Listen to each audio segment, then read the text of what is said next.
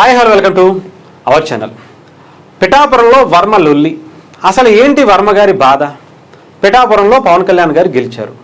అక్కడ పవన్ కళ్యాణ్ గారు శాశ్వతంగా అక్కడ పిఠాపుర చిరునామాగా మార్చేసుకున్నటువంటి పరిస్థితి కనిపించింది.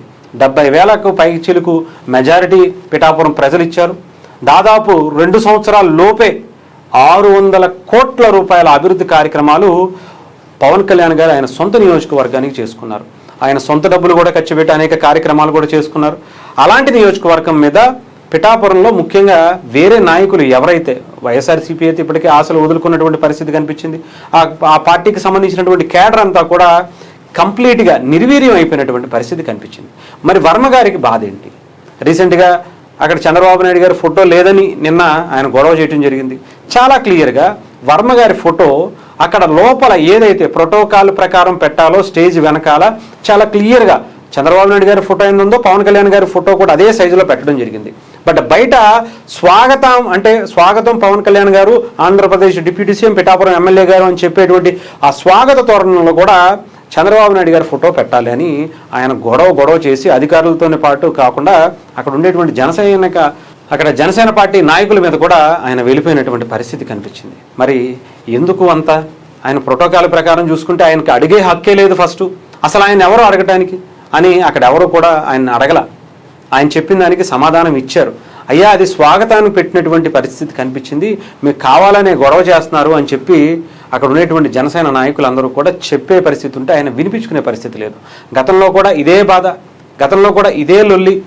అయినా కూడా ఇక్కడ ఆయన స్వార్థం కోసం చూసుకుంటున్నారా? పవన్ కళ్యాణ్ గారి నియోజకవర్గం శాశ్వతంగా ఇది నియోజకవర్గం అయిపోయింది, ఇంకా ఆయన తప్ప ఇక్కడ ఎవరు గెలిచేటువంటి పరిస్థితి లేదు, పార్టీ కూడా నిర్వీర్యం అయిపోయేటువంటి పరిస్థితి ఉంది, అనవసరంగా మనం ఇక్కడ ఎందుకు అనేటువంటి బాధలో ఉన్నారా ఏంటి అనేది ఎవరికి అర్థం కావట్లేదు. ఇక్కడ మనం అక్కడ నారా లోకేష్ గారు, చంద్రబాబు నాయుడు గారు, అలాగే పవన్ కళ్యాణ్ గారు ఎంత హుందాగా ఆంధ్రప్రదేశ్ని అభివృద్ధి బాట పట్టించేటువంటి కార్యక్రమం పెడుతుంటే ఇక్కడ వర్మ గారు లాంటి వ్యక్తులు పిఠాపురంలో కూటమిలో చీలికలు తెచ్చుకొచ్చేటువంటి కుట్రలు చేయడానికి భాగస్వాములుగా అక్కడ వైఎస్ఆర్సీపీ వేసేటువంటి ఒక పన్నాగల్లో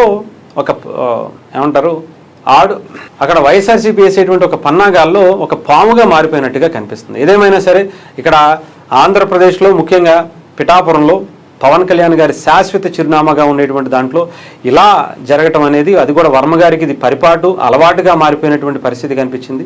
సో దీని మీద సీరియస్గా తీసుకుంటుందా కూటమి ప్రభుత్వం, ముఖ్యంగా టీడీపీ ప్రభుత్వం? ఎందుకంటే వర్మ గారు ఆయన కూడా చాలా బలమైన నాయకుడే. అలా అని చెప్పి టీడీపీ తరఫున ఇప్పటివరకు గెలిచారంటే ఆయన గెలిచింది ఇండిపెండెంట్గా, బట్ టీడీపీలోకి వెళ్ళడం అయితే జరిగింది. అది కూడా టీడీపీకి రెబల్ అభ్యర్థిగా పోటీ చేసినటువంటి అభ్యర్థి. సో అంతేకాకుండా 2019లో కూడా ఆయన ఈ పెండెం దొరబాబు గారి చేతుల్లోనే ఆయన ఓడిపోవడం జరిగింది.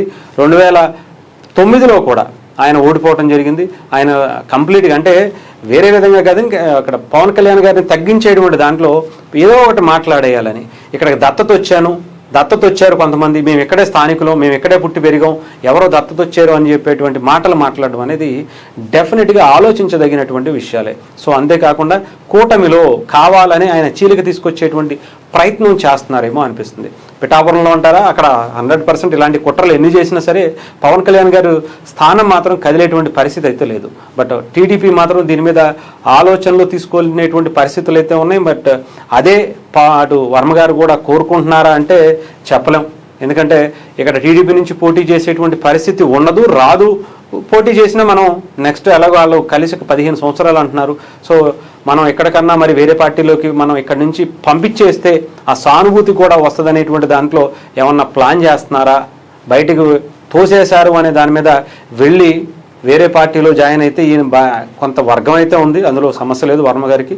ఆ వర్గాన్ని తీసుకుని వెళ్ళిపోయి ఇంకొంచెం సానుభూతి పెంచుకుని పవన్ కళ్యాణ్ గారికి మేకై కూర్చునేటువంటి ప్రయత్నం చేయాలనేటువంటిది ఆయన ప్లాన్ చేస్తున్నట్టుగా అనిపిస్తూ ఉంది. మరి చూద్దాం దీని మీద ఉన్నటువంటి రెండు పార్టీలు ఎలా స్పందిస్తాయి, దీని మీద ఎలా మాట్లాడేటువంటి ప్రయత్నం చేస్తాయి అని చూడాలి.